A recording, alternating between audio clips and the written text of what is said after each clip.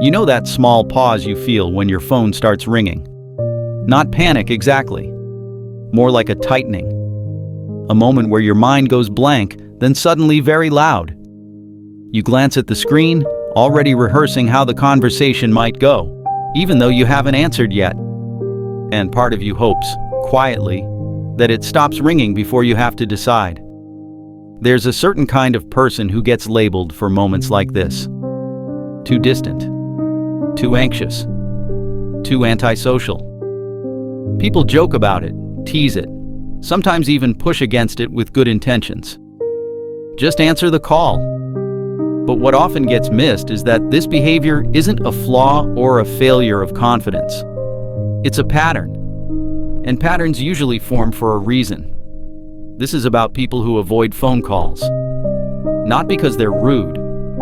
Not because they don't care. But because there's more happening internally than most people realize.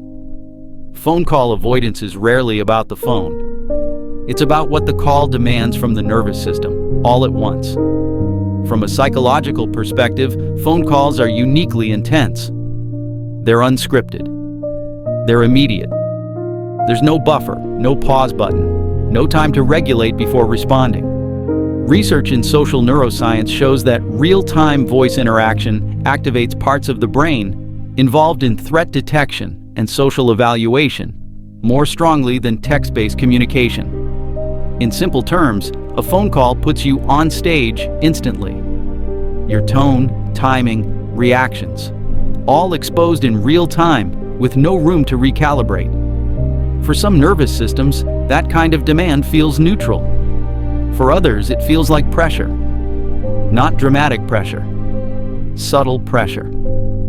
The kind that raises your heart rate just enough to make thinking harder. The kind that pulls your attention outward before you've had time to check in with yourself. Many people who avoid phone calls aren't afraid of people. They're sensitive to cognitive overload. Their brains process language, emotion, and context deeply. They notice shifts in tone. They track what's being said and what's being implied. And doing all of that in real time, without preparation, can feel draining, even if the conversation itself is pleasant. Often, this sensitivity didn't come out of nowhere. It developed. Sometimes in childhood, in environments where communication felt unpredictable, where you had to read between the lines, where saying the wrong thing had consequences, even small ones. Over time, the nervous system learns to value control and clarity. Written communication offers that. It allows space to think, to choose words carefully, to respond when regulated instead of reactive. Avoiding phone calls, then, isn't about avoidance of connection. It's about protecting internal balance. It's a form of self-regulation. The nervous system choosing conditions where it can stay grounded. There's also a behavioral layer here. Phone calls remove autonomy over timing. They interrupt. They demand attention immediately. For people who are internally focused, creative, or reflective, that interruption can feel jarring. Not wrong, just mismatched. And it's important to say this clearly. This way of responding to communication is not better or worse than any other. Some people think best out loud. Others think best in silence. Some feel energized by spontaneous interaction. Others need time to orient before engaging. Neither is superior.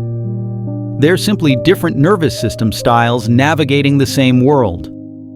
What's rarely talked about is the quiet strength inside phone call avoidance. Many people who prefer not to answer calls are highly attuned. They listen deeply when they do engage. They choose words carefully. They value meaning over volume. They don't want to speak just to fill space. They want communication to feel intentional. But there's a trade-off. The same sensitivity that protects depth can also create distance. Missed calls can become missed opportunities. Unanswered rings can slowly reinforce the belief that connection is something to prepare for, instead of something to move toward naturally. Not because the person doesn't want connection, but because their system associates spontaneity with strain. This is where the paradox lives. The people who avoid phone calls are often the same people who crave genuine connection the most. They just want it on terms that feel safe and sustainable. If this resonates, it doesn't mean you need to change. It means your experience makes sense. Your nervous system adapted to keep you steady in a world that doesn't always pause. That adaptation has value. It allowed you to function, to reflect, to survive, and to stay connected in the ways that felt possible. You're not broken for needing space before engagement. You're not difficult for preferring clarity over immediacy. And you're not alone in this pattern, even if it sometimes feels that way. There's more beneath behaviors like this. More stories the nervous system is telling quietly. If this felt familiar, there are other pieces of your inner world worth understanding too. And when you're ready, we can keep uncovering them, one realization at a time.